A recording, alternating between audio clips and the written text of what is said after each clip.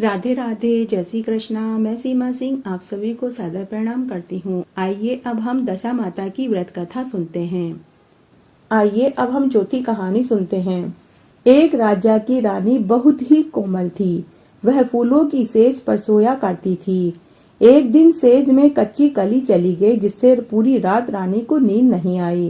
राजा ने पूछा कि प्रिय, आज तुमको नींद क्यों नहीं आ रही? तो रानी बोली कि आज सेज में एक कच्ची कली रह गई है, वही मेरे शरीर को दुख दे रही है, उसी से मुझे नींद नहीं आ रही है।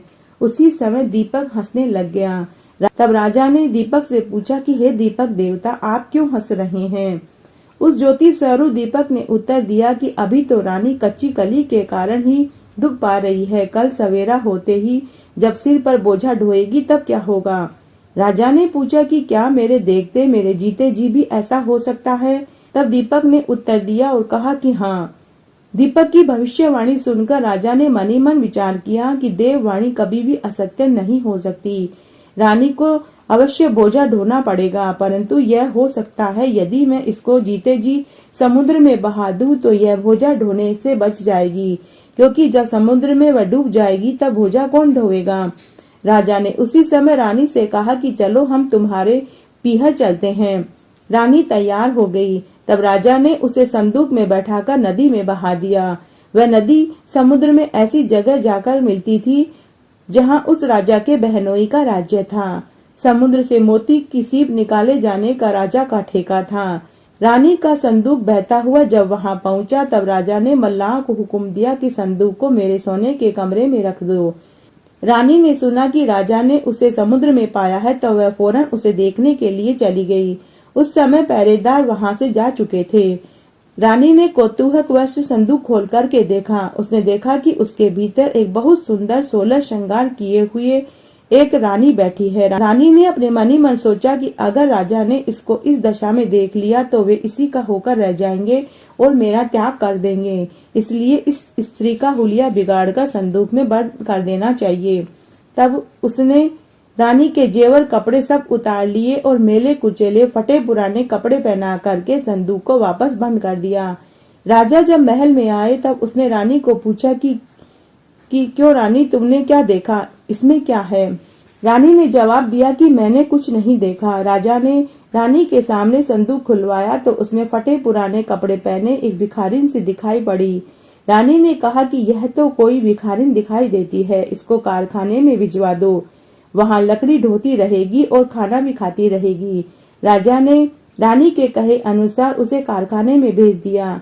एक दिन रानी की सहेलियां नदी में स्नान करके दशा रानी के डोरे ले रही थी और एक डोरा उनके पास अधिक था।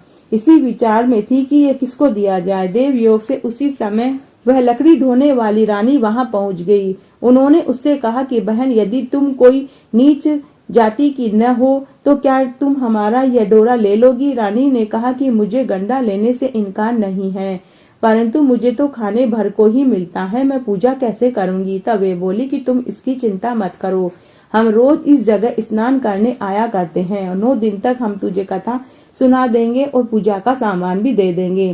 तुम रोज कथा सुन लिया करो और व्रत कर लिया करो। 10वें दिन हम फिर से पूजा करेंगे। तब दशा माता चाहेगी तो अवश्य तुम्हारी दशा भी बदल जाएगी। तब रानी ने श्रद्धापूर्वक डोरा ले लिया। उस दिन रानी के पति को यह चिंता हुई कि रानी को संदूक में रखकर बहा तो दिया, परंतु उसका कोई समाचार नहीं मिला। पता नहीं क्या हुआ होगा, किसी तरह उसकी खबर लेनी चाहिए। तब राजा एक नौका में सवार होकर नदी द्वारा यात्रा करता हुआ अपने बहनोई के गांव पहुंच गया। जब वह लेटने लगा तब बहन से बोला कि मेरे हाथ पैर में बहुत दर्द है, किसी सेवक को भेजकर मेरे हाथ पैर दबाने के लिए भेज दो। तब उसकी बहन ने लकड़ी ढोने वाली उसी भिखारिन को बुलाकर हुक्म दिया कि तू मेरे भाई के पैर दबा दे। तब वह सोच में पड़ गई कि किसी पराये पुरुष का शरीर मैं कैसे छूऊंगी, परंतु वह एक नौकरानी थी, अतः उसे स्वीकार करना पड़ा। राजा के पैर दबाते दबाते रानी को उसके पांव का एक पद्म चिन्ह दिखाई दे गया। रानी रोने लग गई और उसके आंसू राजा के पैरों पर गिर पड़े। तब उसने पूछा कि अरे दासी, तुम क्यों रोती हो? तुम मुझे अपना कोई भेद बताओ, मेरे कारण तुझे किसी प्रकार से कोई हानि नहीं होगी। तब वह बोली कि जैसा पद्म का निशान आपके पैर में है वैसा ही मेरे पति के पैर में भी था। पहले दिनों की याद आने से मुझे रोना आ गया। ऐसा सुनते ही राजा समझ गया कि यही उनकी रानी है। तब राजा बोला कि मैं समझ गया, अब तुम मेरे पैर मत दबाओ और आराम से यहाँ सो जाओ। जो तुम्हारे भाग्य में लिखा था वह तुमको भोगना ही पड़ा। मैंने उसे टालने की बहुत कोशिश करी, लेकिन वह सब उल्टा हो गया। आखिर तुम्हें तो बाहर ढोना ही पड़ा।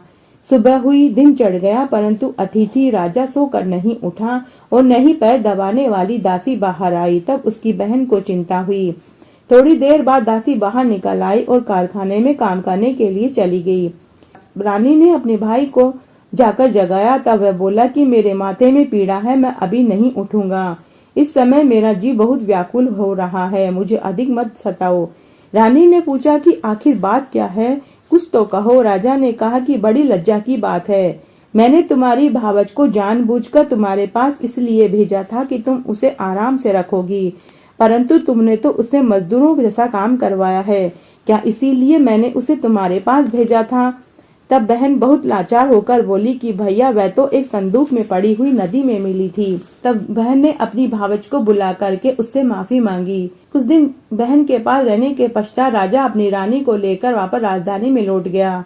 रानी ने अपने महल में पहुंचकर सुहागने नोती, धूमधाम से दशा माता के गंडे की पूजा करी और पूरे गांव में ये ढिंडोरा पिटवा दिया, सभी दशा माता के गंडे लिया करें और श्रद्धा पूर्वक पूजन करें। जय हो दशा माता की जय।